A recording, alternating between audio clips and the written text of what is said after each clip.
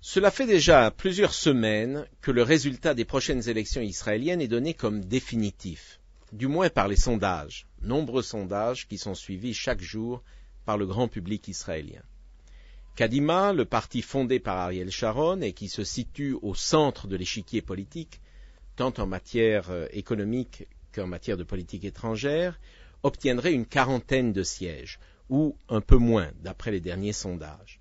Le Parti travailliste, dirigé par Amir Peretz, recueillerait une vingtaine de sièges, et le Likoud entre 15 et 20 députés. Shas, l'Union nationale, aurait chacun une dizaine de sièges.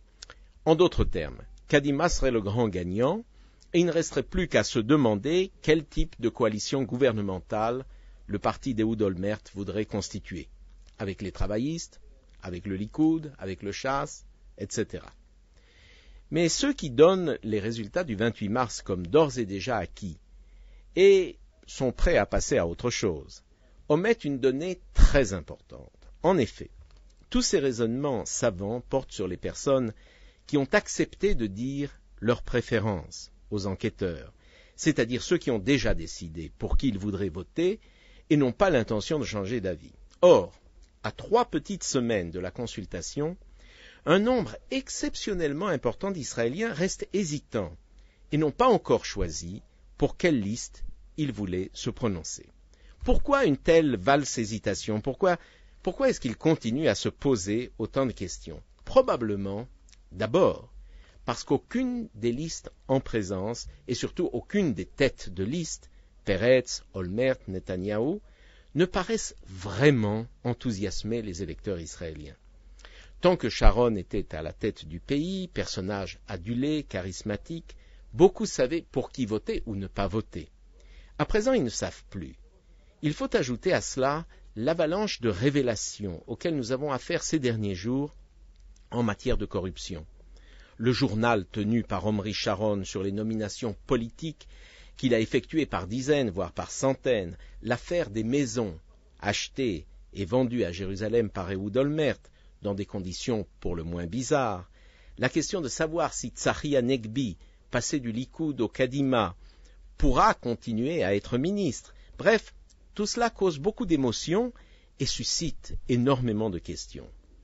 Nombre d'électeurs qui étaient bien décidés à voter à gauche ou au centre, parce qu'ils voulaient ressusciter le processus de paix, ont été catastrophés à l'annonce de la victoire du Hamas dans les territoires palestiniens, et se demande à présent si Israël peut avoir un partenaire du côté arabe.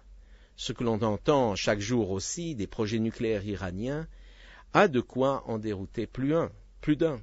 Le centre laïque, le Chinouille, a tout à coup disparu.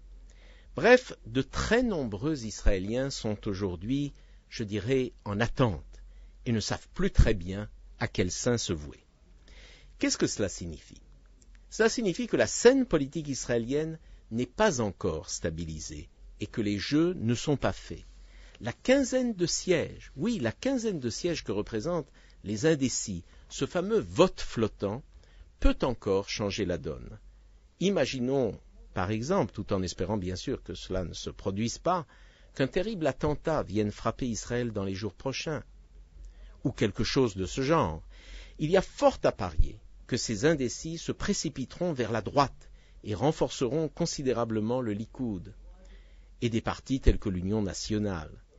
Imaginons que de nouvelles révélations de corruption viennent ternir l'image du chef de Kadima. Bref, 3 semaines en termes israéliens, c'est beaucoup de temps. Même si un véritable renversement est difficile à concevoir, il est encore possible que les rapports de force puissent changer de façon importante jusqu'au 28 mars.